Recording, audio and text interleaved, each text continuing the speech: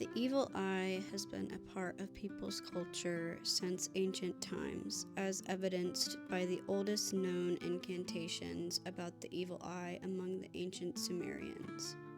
The eye itself is sometimes a manifestation of an individual looking upon another with negative thoughts and intentions, most often assumed to be the feeling of envy. There are times when the evil eye can be completely unintentional. So this film will detail the discussions of Turkish beliefs regarding the evil eye and the use of coffee ground readings. Research was conducted through a collaboration with 3 Turkish women, all first-generation Americans. Afra is 23 years old and her family is from Çanakkale province in the city of Biga, and Orenggazi in the town of Yalova. Sezen and Feyza's family is also from Orenggazi, Yalova, and their ages are 48 and 50. Data was collected through 1 in-person interview, 1 over-the-phone interview, and 1 correspondence through text message. The questions centered around their own personal experiences with the evil eye, their personal beliefs, and their experiences with Turkish coffee readings. Other pieces of data were collected from several sources, all of which will be in the description of this film. To demonstrate the process of a Turkish coffee reading, I had one conducted on myself to detail the non-empirical cultural experience. With the interviewees that I spoke with, many of them claimed that the evil eye was often manifested in simple day-to-day tasks being disrupted, belongings breaking, especially jewelry adorned with the trademark blue, white, and black evil eye, and was mostly attributed to mundane annoyances throughout the recipient's daily life. One interviewee in particular noted that the evil eye is not the same power level as a curse, and that the evil eye is for lesser negative intentions. Beliefs of the evil eye are complicated and dynamic, often differing depending on the region. The evil eye also doesn't apply to just humans. Livestock, crops, and other possessions can be afflicted by the evil eye. Sometimes the evil eye can be afflicted upon someone else without the sender or recipient realizing it, and it is not always intentional either. Infants, breastfeeding women, and pregnant women are widely believed to be more susceptible to the evil eye. The evil eye can also affect individuals or groups that are a part of a conflict, whether that be in a familial setting or in a broader social construct. Other identities that can be an easy subject of the evil eye include couples, successful people, students, new property owners, animals, and fertile soil can all be potential victims to the evil eye. One of the most popular deterrents used to defend against the evil eye is eye sculptures, which have been used since ancient times. Some of them look like the typical evil eye colors with blue, black, and white. Oftentimes they are worn as amulets, charms, talismans, and various types of jewelry. It is said that if the glass eye breaks into pieces, that means it has done its duty to protect you from the evil eye. The family I interviewed brought forth a unique solution to the evil eye that I had not come across in my research: a coffee cup reading. Done by female members in their family, they stated that with the reading, you might be able to find out many things regarding the evil eye.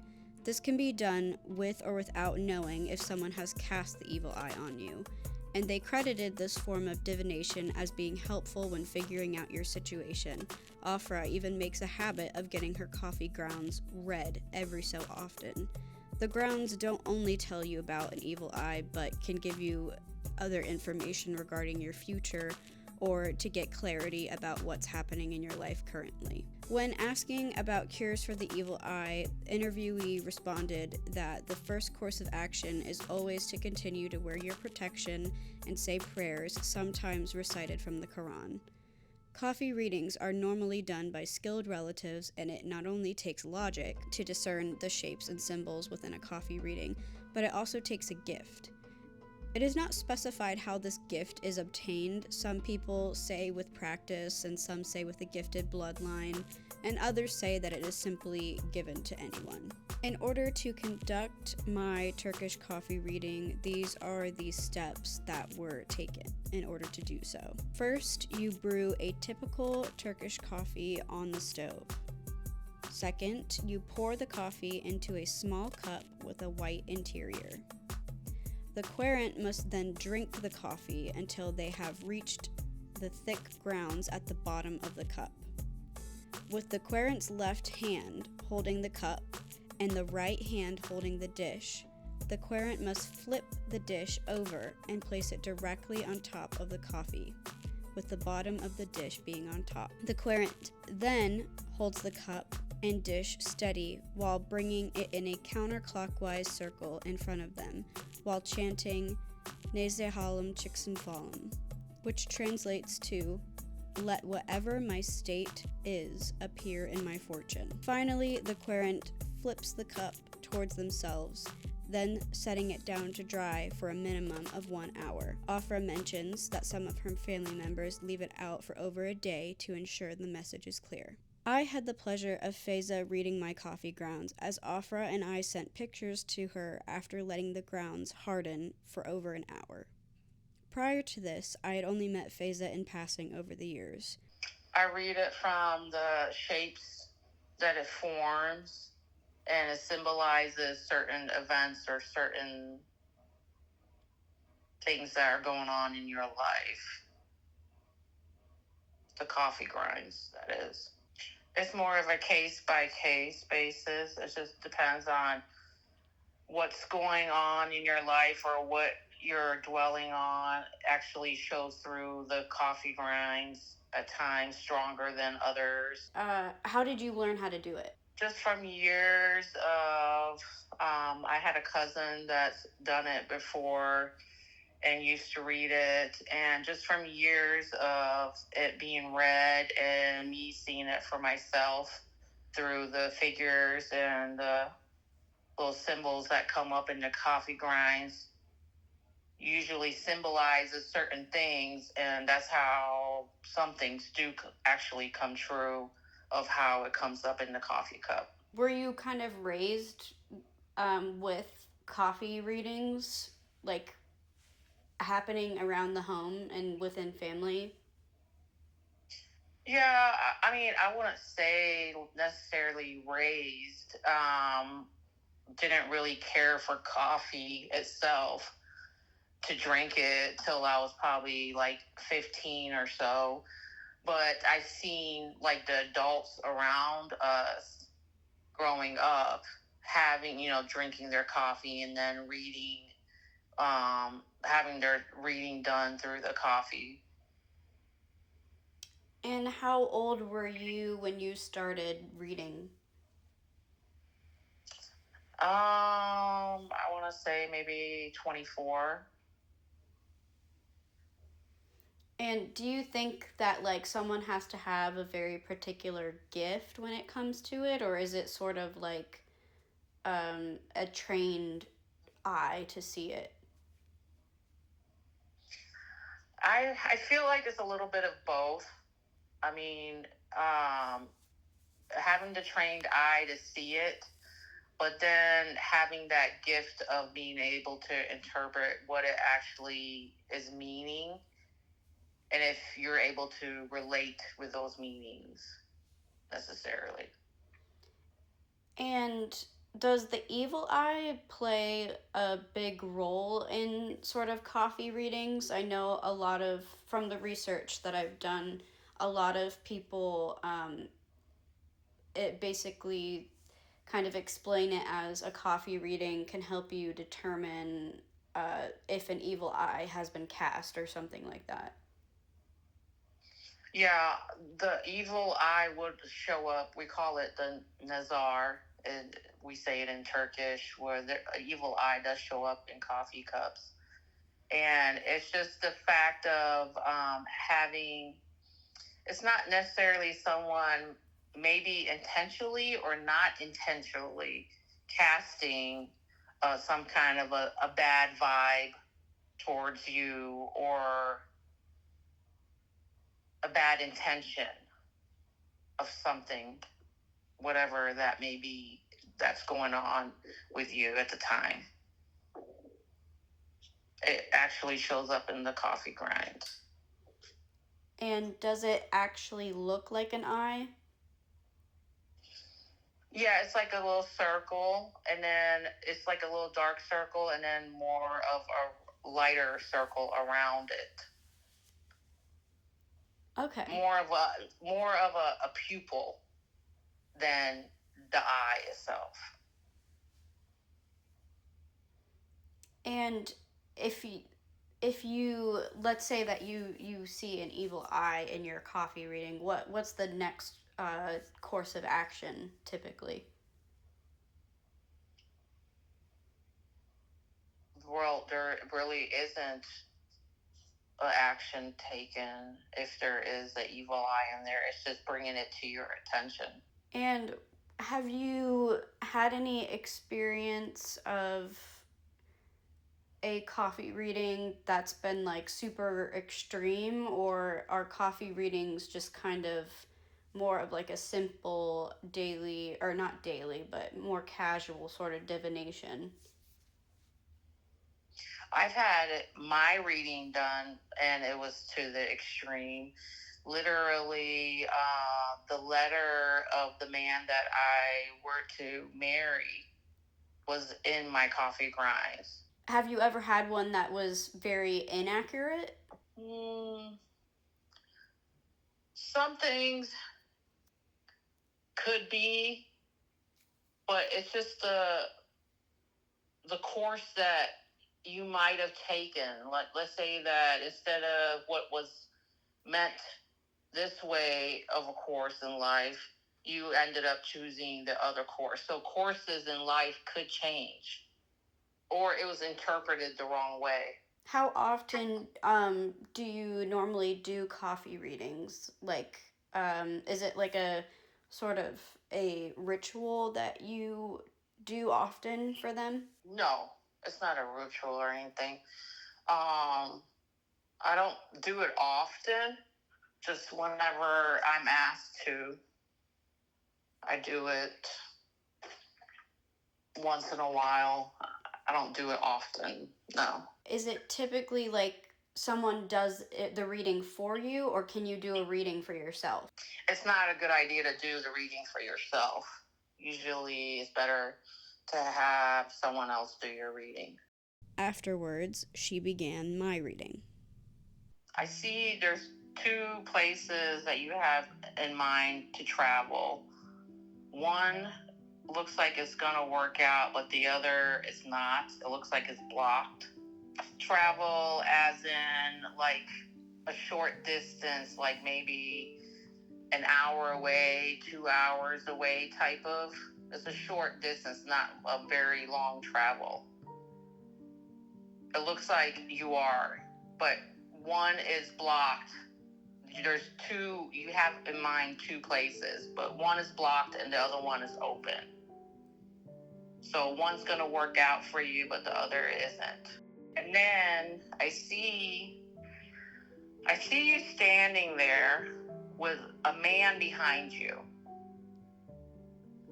But there's someone in front of you that's saying, like, ignore him, don't talk to him. Like, you have your back turned to this man that wants your attention. But there's someone in front of you that's trying to stop you from not paying attention to that man behind you. I'm not sure if you're in a relationship or you were in a relationship, but there's someone interfering with that where they're trying to have you not pay attention to this man. No, I mean, it could be, it's a man. So I don't know, it could be a father figure, or it's a man that's standing behind you. But there's someone in front of you not wanting you to engage with this person. I also see a wolf that's like howling, which means there is warning. Someone's trying to warn you about this man, possibly. I see there's going to be one big lump of money coming your way and two smaller lumps of money. And it's usually either money or packages. And I also see a mountain, which there's like obstacles that you've gone through, but you're going to come out, everything's going to come out good. There's been a lot of stress in your life, but everything's going to clear through. Everything is going to... In fact, after this road trip or this travel that you have is where you're going to feel more like less stressed. You're going to toss a lot of that stress aside. It's from this travel that you have here. And whatever you've been wishing for or wanting, I see a fish symbol, and a fish symbol means good luck. Whatever you're wishing for, you're gonna have the good luck that is gonna come true, or that you're really wanting. There's something that you're really wanting it to happen. And I see one Nazar, which is the evil eye. I see it on the plate. Sometimes what I say right now might not make sense to you, but later on it can be like, oh yeah, this was said or that was said. It can pop up in your memory of possibly, or sometimes when you get a reading, people totally forget someone has said this or said that. So after my coffee cup reading, I then had an in-person interview with Afra. The evil eye was taught to me growing up by my parents. They had a bunch of evil eye kind of artwork and glass figures around the house, and for as long as I can remember, they were just always there. And I would ask them about it, and they just told me one day and that the evil eye, anyone can give it to you, intentionally or unintentionally, like how to protect yourself from it. I wore a lot of evil eye jewelry to protect you from it, and the most extreme probably was in high school. I had a friend, and she was introducing me to her friend. So when she was introducing us, I just got really weird feelings and vibes from her. I could just tell she didn't have good intentions. And I was wearing an evil eye bracelet all throughout high school. I had that one for about maybe 6 months. And they say when your evil eye jewelry breaks that it kind of sucked up all of the negative energy, and it's like the use is done of that jewelry and you'll have to get a new one. So when we were talking to that friend, all of a sudden my bracelet broke, and I could like feel the energy shift, and I feel like that was one of the most like extreme cases. If someone's experiencing an evil eye, I would suggest taking a look at the people around you in the situation that you're in, and kind of try to pinpoint where that would be coming from, and kind of distance yourself. That's an option. Or getting a piece of evil eye jewelry and putting it on, and that should protect you that way. Or you can get a coffee reading, see if you actually have one on you or not.